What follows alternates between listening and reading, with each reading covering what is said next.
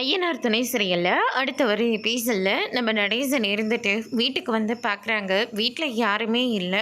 உடனடியாக நிலாவுக்கு வந்து கால் பண்ணுறாங்க. எங்கம்மா போயிருக்கீங்க, வீட்டில் யாருமே இல்லை அப்படின்னு சொல்லிட்டு கேட்கவும், இங்கே நிறைய பிரச்சனை போய்ட்டுருக்கு அங்கிள் அப்படின்ற மாதிரி சொல்லிடுறாங்க. என்னம்மா பிரச்சனை? இல்லை அங்கிள், அன்னைக்கு நாங்கள் சந்தவை பொண்ணு பார்க்க வரும்போது 6 மாதம் டைம் கேட்டிருந்தோம். 6 மாதம் ஓகேன்னு சொல்லிட்டு இப்போ திடீர்னு சந்தவுக்கு வீட்டில் கல்யாணம் ஏற்பாடெல்லாம் பண்ண ஆரம்பிச்சிட்டாங்க.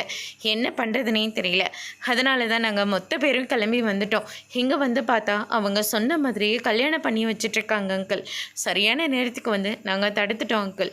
ஆனால் இங்கே நிறைய பிரச்சனை போயிட்டுருக்கு. சந்தவை அச்சேரனனுக்கு கல்யாணம் பண்ணி கொடுக்க மாட்டேன்னு சொல்லிட்டு இருக்காங்க. சரி, எனக்கு கல்யாணம் பண்ணி தர மாட்டாங்களாமா? அம்மா, ஹரிஸ் என்ன பண்ணிகிட்டு இருக்காங்க? அவருக்கு எல்லா விஷயமும் தெரிஞ்சிருக்கு. ஆனால் அவர் என்ன சொல்கிறாருன்னு தெரியுமா? இதெல்லாம் செட் ஆகாது, நீங்கள் பேசாமல் கிளம்பி போங்கன்னு சொல்கிறாரு. அன்னைக்கு அப்படி பேசிட்டு இன்றைக்கி இப்படி பேசுகிறீங்களே, இதுவே நல்லா இருக்கான்னு சொல்லி கேட்டால் உங்களுக்கும் எங்களுக்கும் செட் ஆகாதுன்னு சொல்லிட்டு இருக்காரு. சந்தாவுக்கு இந்த கல்யாணத்தில் சுத்தமாக விருப்பம் இல்லை. அண்ணனை கல்யாணம் பண்ணிக்க வீட்டில் எவ்வளவோ சொல்லி பார்க்குறாங்க, ஆனால் அவங்க கேட்கவே மாட்டேங்கிறாங்க அப்படின்ற மாதிரி சொல்லிடுறாங்க. நீ சந்தாவோட அப்பா கிட்ட ஃபோனை கொடுமா அப்படின்ற மாதிரி சொல்லிடுறாரு. அதுக்கடுத்து தான் அவங்களுக்கு ஃபோன் பண்ணுறாங்க. நான் 3 லாரி வச்சுருந்தேன், நல்லா தான் போயிட்டு இருந்தது. சில பிரச்சனைனால அந்த லாரியை சேல் பண்ணிட்டேன்.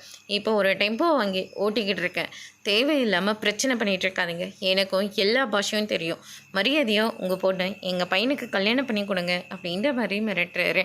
அதோட பிரம முடிச்சிருக்காங்க.